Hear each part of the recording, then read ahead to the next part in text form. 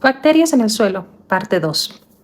Hoy vamos a continuar con nuestro viaje por el mundo invisible del suelo, hablando de los factores que controlan la vida de las bacterias, cómo se distribuyen, qué limitaciones se enfrentan y cómo responden cuando les llega alimento fresco o nutrientes como el nitrógeno.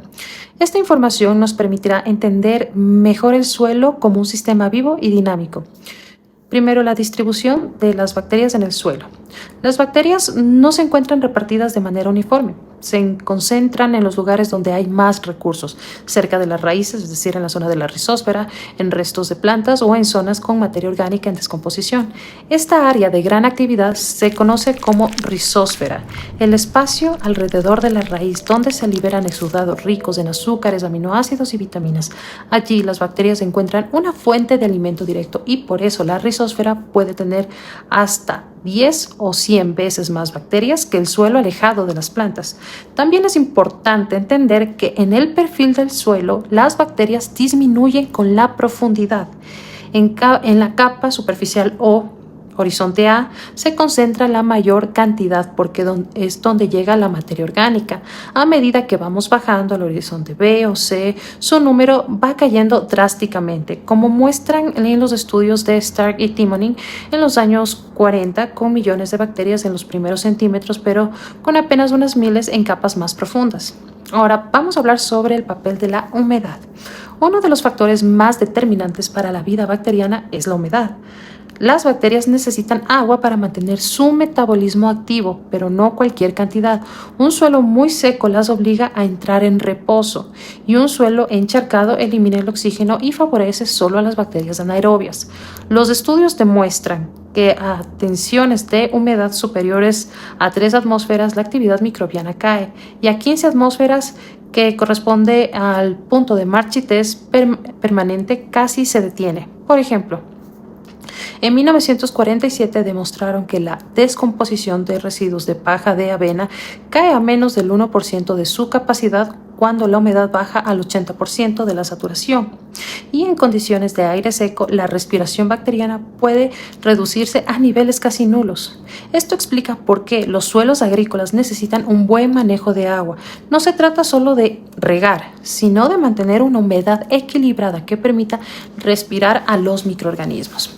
Ahora vamos a hablar sobre la aireación del suelo. Directamente ligado a la humedad está el oxígeno. Las bacterias aerobias requieren que el suelo tenga poros con aire para poder respirar. Si el suelo está muy compactado o saturado de agua, el oxígeno no puede entrar y eso limita la vida bacteriana. En un suelo bien aireado, el oxígeno disponible suele ser del 20% en los poros. En cambio, en suelos pesados o encharcados puede caer por debajo del 3%, lo que genera microambientes de anaerobiosis. Recuerden que la anaerobiosis es la falta de oxígeno. Cuando ocurre esto, aparecen bacterias que pueden trabajar sin oxígeno, pero se reduce mucho la diversidad microbiana. Por eso, prácticas como evitar la compactación, labrar con moderación y aplicar materia orgánica ayudan a mejorar la estructura del suelo y facilitan la aireación. Ahora vamos a hablar del pH y la temperatura. El pH es otro factor que regula la vida bacteriana. La mayoría va a prosperar entre los 6 y los 8, un rango cercano a la neutralidad, pero hay bacterias adaptadas a extremos. Por ejemplo, Thiobacillus thioxidans soporta pHs tan bajos como 0.6 porque se alimentan de azufre, mientras que Azotobacter crococum prefiere suelos neutros a alcalinos y desaparece en pH demasiado ácido. La temperatura óptima para la mayoría de bacterias del suelo está entre los 25 y los 35 grados centígrados, aunque muchas pueden creer que crecen entre 10 a 40 grados centígrados. Esto significa que en climas templados y tropicales las bacterias están activas la mayor parte del año. Las temperaturas extremas, sobre todo en suelos áridos y expuestos, sí se puede ver reducida la actividad microbiana, pero rara vez eliminan por completo a las bacterias, ya que muchas sobreviven formando endosporas, que son estructuras de protección en el caso de las bacterias. No son las mismas esporas de los hongos. Limitaciones bióticas, competencia y cooperación. Además de los factores físicos y químicos, existen las limitaciones biológicas. El suelo es un campo de batalla donde bacterias, hongos, actinomicetos compiten por los mismos nutrientes. Algunas especies crecen más rápido y colonizan primero los sustratos, desplazando a las demás. Sin embargo, también existen relaciones positivas. Ciertas bacterias cooperan, intercambian metabolitos y forman comunidades más estables. En la rizósfera, por ejemplo, las bacterias fijadoras de nitrógeno y solubilizadoras de fósforo pueden trabajar junto con hongos micorrízicos para beneficiar directamente a las plantas. El efecto priming o exposición microbiana. Una de las respuestas más fascinantes de las bacterias ocurre cuando al suelo se le añade un pulso de alimento, como restos de cosecha o abono orgánico. Esto genera lo que se conoce como efecto priming, una exposición de actividad microbiana.